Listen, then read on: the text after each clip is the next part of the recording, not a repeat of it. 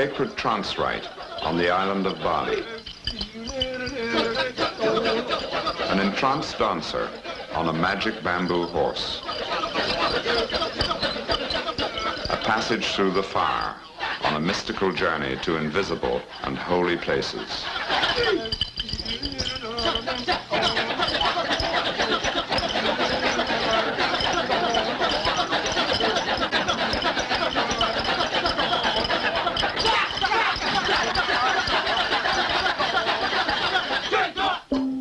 The Javanese horse trance ritual is ending. This man, who has been in trance during the last 3 hours, will be revived by the shaman. With twitches and involuntary jerks, the trance's consciousness is returning to his body, descending from an ecstatic union with ancient gods and sacred spirits. Trance experiences, such as this, are important parts of the religions of the Indonesian islands, Java and Bali.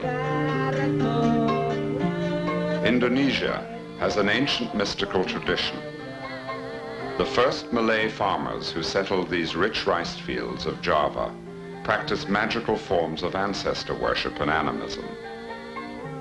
Animism sees everything in nature, whether mineral, plant, or animal, as having a soul of its own, a soul capable of roaming about at will and taking possession of other bodies.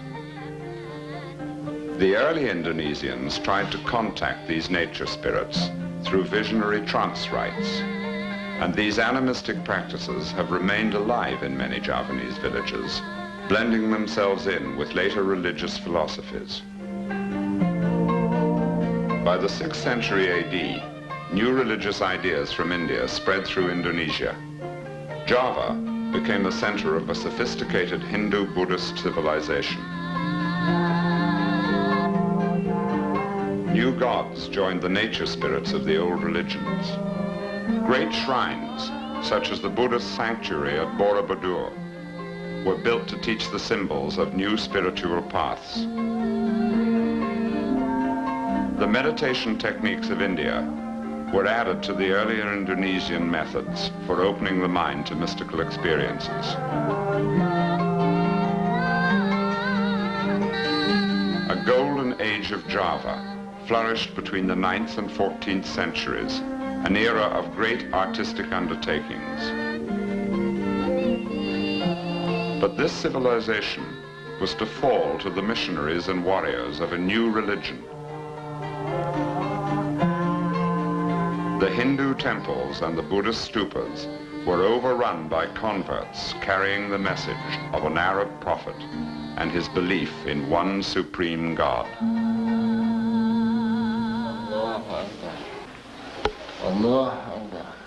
Islam, the faith of the Prophet Muhammad and of the Arab world, remains the major creed of Java. Islam, which means surrender to God's will, is a strict discipline of obedience to the one God, Allah. But in some Javanese villages, Islam includes elements of ancient Indonesian mysticism. This is also a part of Islam in Java, the start of the horse trance ritual. All the participants and spectators are Muslims, followers of Islam, but on this special holiday, they will honor their faith with the trance techniques of their ancestors. Normally, these villagers worship according to the rules of Islam, heeding the call to midday prayers at the village mosque.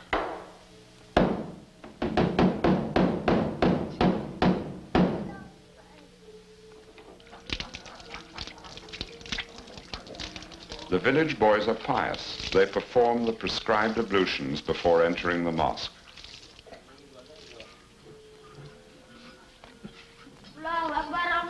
Inside, they recite Arabic prayers heard in mosques from Morocco to Bangladesh.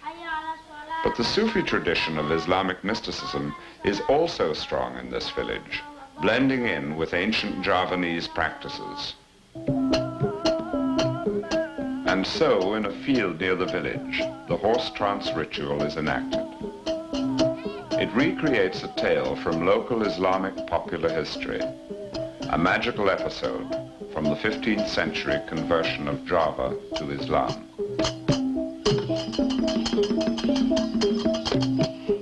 The dancers will become the horsemen of an army which had opposed the new faith. They will reenact the insanity which befell these warriors when an Islamic magician's spell caused them to think they were themselves horses and then drove them to perform self-destructive acts. This dangerous trance drama will be conducted by this man, the shaman, or Pawang. The Pawang, Mr. Haji Mazmawi, is the official governmental leader of the village, the secular head of his community. But he also has another kind of power, which he derives from tapa, the Javanese form of yoga. He meditates beside the grave of a medieval Islamic missionary buried in the village. He keeps an all-night vigil, fasting, praying, reciting magic formulae, seeking the guidance of this sacred ancestor. He is then purified and ready to lead the horse trance rite.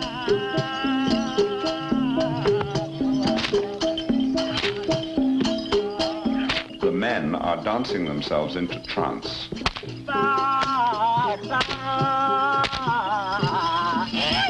They ride their mock horses on a symbolic journey, gradually releasing their conscious minds, relinquishing control to the Pawang and his masked helpers. A final blessing to evoke the help of the ancestors and the guardian spirits of this field.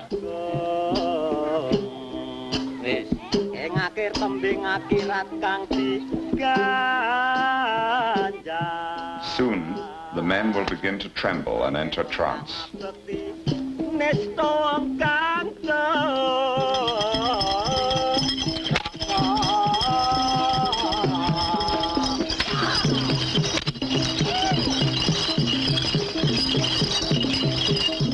For some, entering trance can be difficult.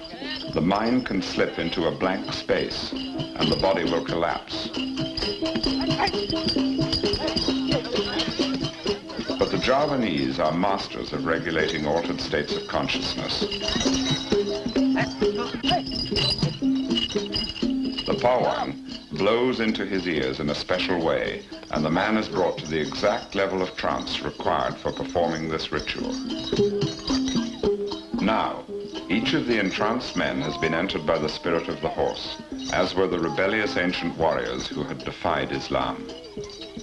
Like horses, the trances eat stalks of raw grain. They eat rose petals.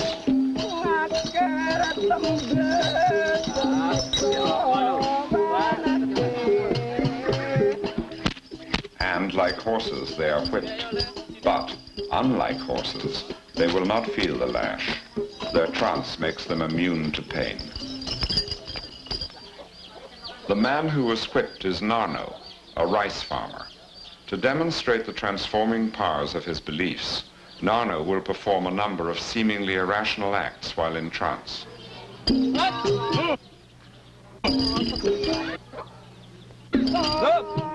Narno will rip open a coconut with his teeth, an act he would probably be incapable of performing were he not in trance.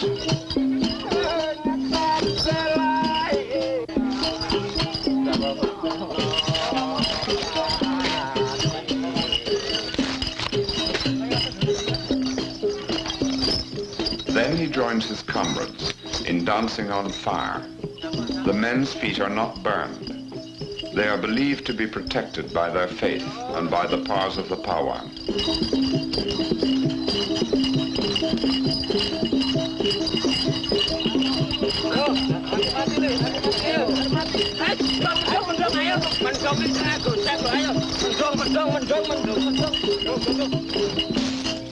Narno rolls on broken glass bottles and is not cut.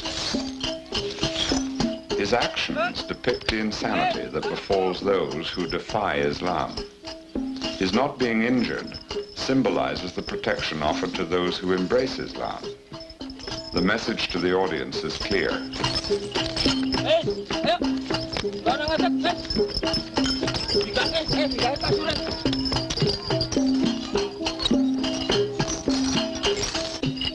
performance completed, Narno is brought out of trance by the Pawan.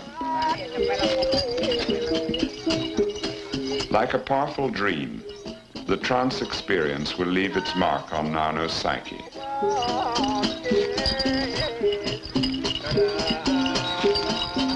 But, as is often the case in dreams, the details will be lost. The following day, Narno will remember nothing.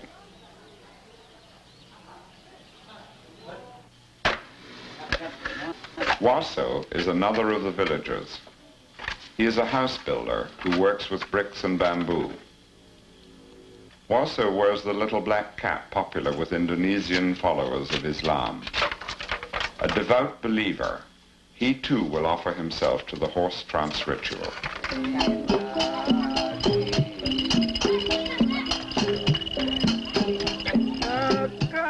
The Pawan pierces Waso's cheeks and earlobes with safety pins.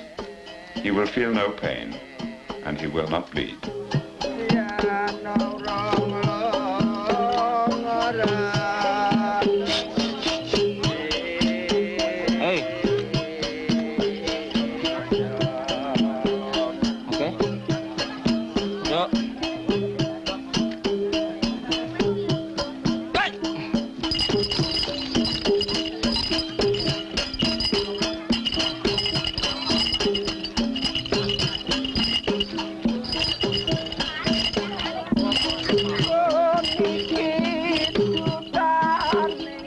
Waso dances, oblivious to the protruding pins, the masked shaman petitions God's blessings for the performers and the spectators.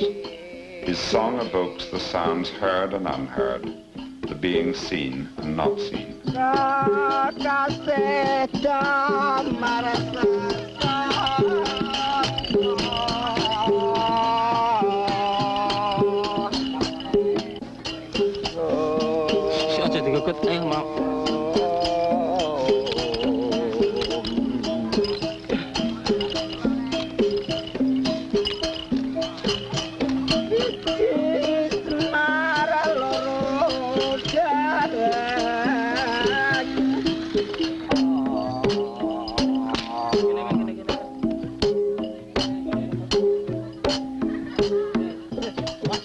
And now Waso, the final dancer, will be brought out of trance. But first, his horse must be removed. This requires the combined efforts of several men, because Waso has been in trance all afternoon, and his body is as rigid as a corpse.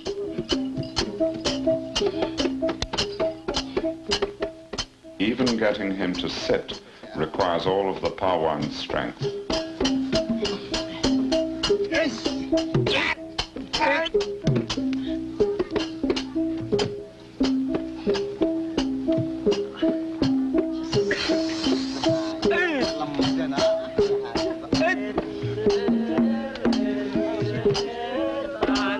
Because his trance is so deep, special songs, magical phrases, massage, and slaps will be used to revive him.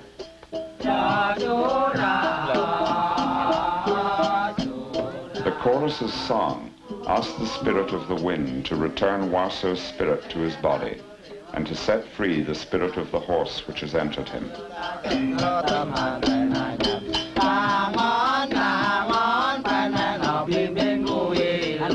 Waso is undergoing a remarkable process, an emotional descent from a place which his conscious mind will not remember, a return from a magical realm of shadows.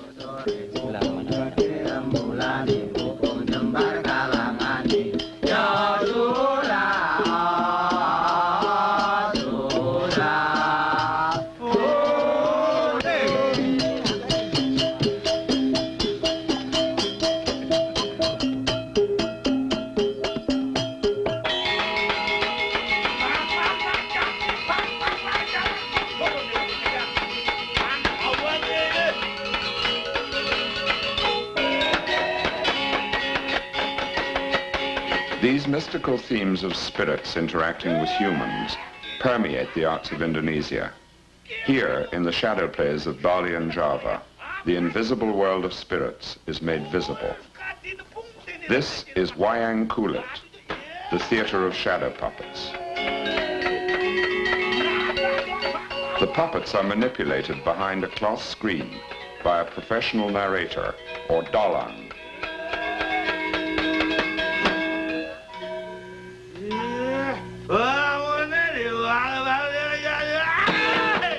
The dalang combines improvised slapstick with traditional epic poetry. His stories, like much of Indonesian culture, are a blend of local beliefs and ancient mythology imported from India. But the dalang is more than a talented storyteller. He is also a sort of medium. Through his prayers and studies, he has tried to become a channel for spirits of the gods and divine ancestors, for he feels that it is these spirits and not he who animate the shadow puppets. It is their reality, the mythic divine realm, which is manifested in the flickering shadows. This woman also tries to be a channel for spirits. She is a dukun. The dukuns of Bali and Java are trance mediums, clairvoyants, and spiritual healers, either men or women who display unusual psychic talents. The dukun uses a light trance to seek the guidance of an ancestral spirit in solving practical problems. She is consulted daily by those in need of advice or healing.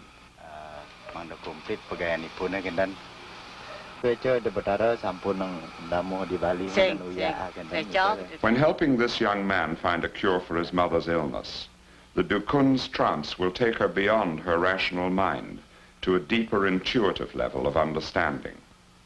Successful dukuns, such as this Balinese woman, can be remarkably accurate. Their art is but one practical utilization of the trance state. Other trance techniques can be used for changing personalities. This is Jaranan, a very different kind of horse trance performed at Kediri, East Java. These men will go into trance and try to be entered by powerful spirits represented by totems of animals, the horse, the black boar, and the buffalo.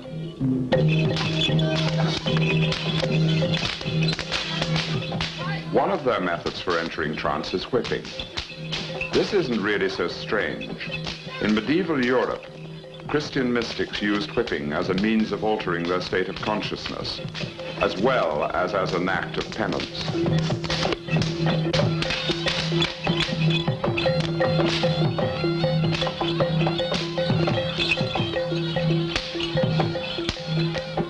Other trance induction techniques are hyperventilation with incense fumes,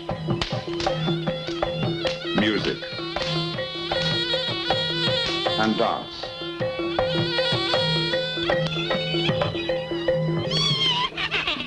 For some, trance is a matter of as if.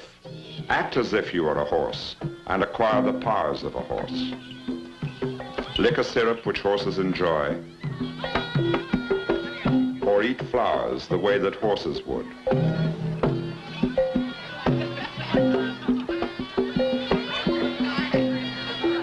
This man wants to acquire the speed and cleverness of the black boar, so he tries to merge himself, mind and body, with the boar totem.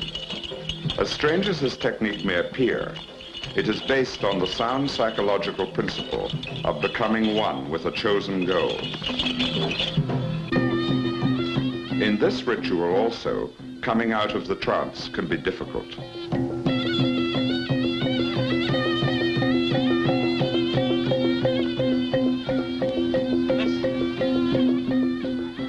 This man has been entered by the spirit of the mask of the buffalo, a symbol of courage and strength.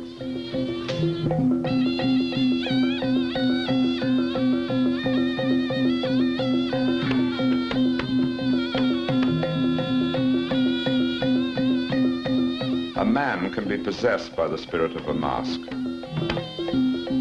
overwhelmed by its powers.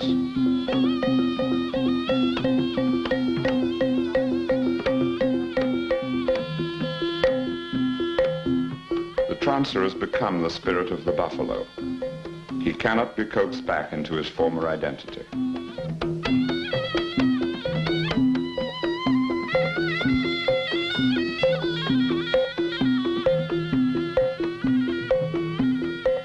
So a whip is used again to reverse the process it had begun. The trance is broken. The experience will remain.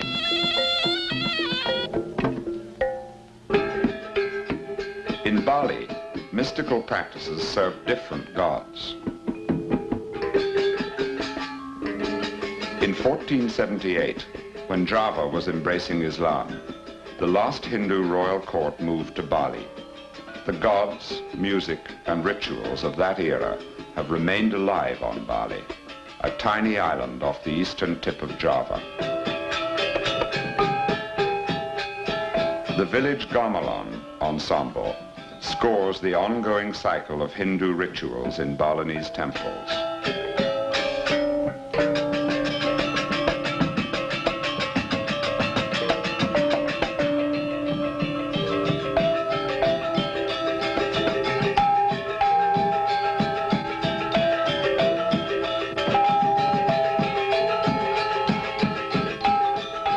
Elaborate processions and tall offerings honor the Hindu gods, Brahma, Vishnu, and Siva, as well as ancient Balinese nature gods.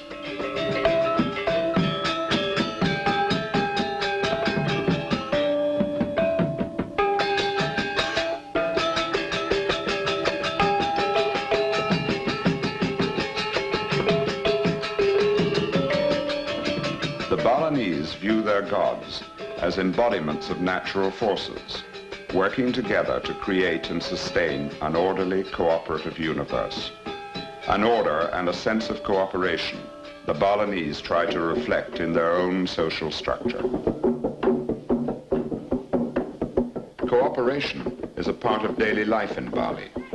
In Bona village, the tasks are shared communally, pounding the rice into flour, tending the village ducks,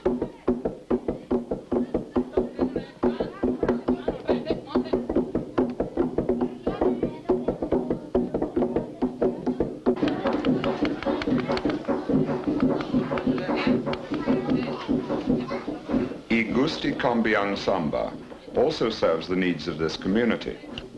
He carves images of gods and demons for the Hindu temples of Bona village. But he is also a master of more mystical arts. And when the people of Bona are threatened, such as by the outbreak of an epidemic, they call on Samba to perform a magical purification ritual.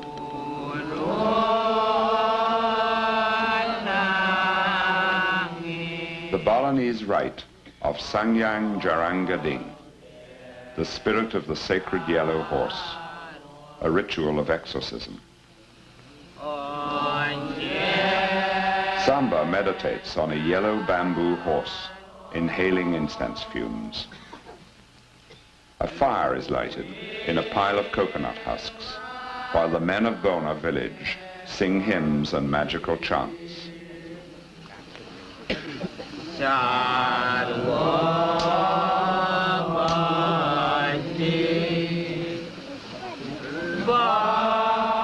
The songs, incense, and his own meditations will guide Samba into trance.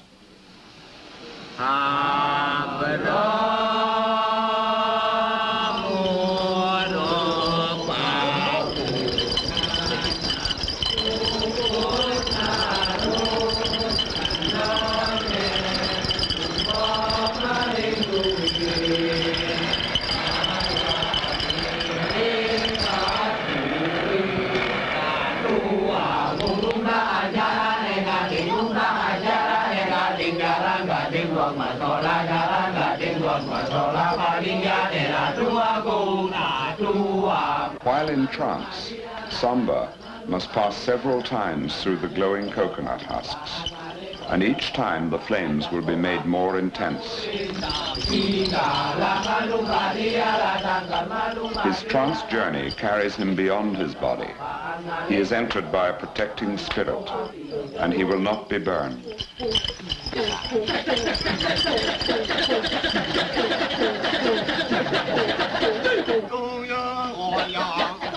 His dance and the chorus's songs evoke the Hindu god Brahma, lord of the fire. Brahma's flames can purify the soul and thereby cleanse the body, healing, protecting, and exorcising disease from the village.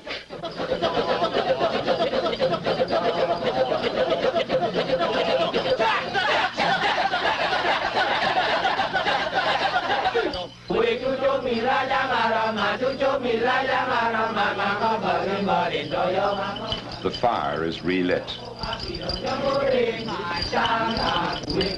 Samba must undergo another test, a final passage through the flames.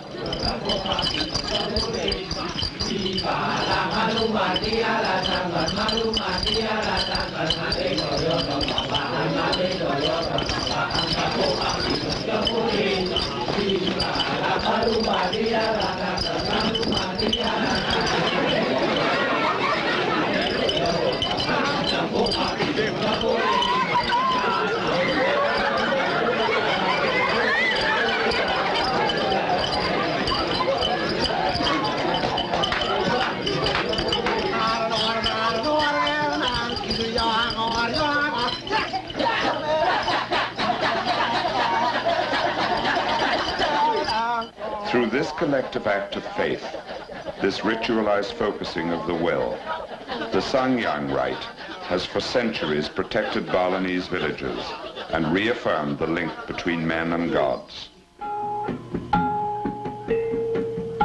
His magical ride completed, Samba's trance is broken with holy water, as is the custom in Bali.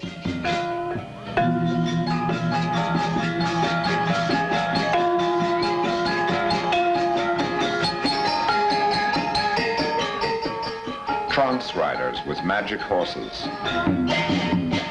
traveling into mind, beyond body, time and space, to a realm of gods and spirits, mythic beings, and sacred ancestors,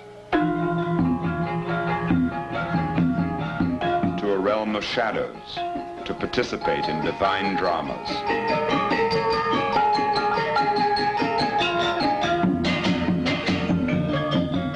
Mastering the transforming fires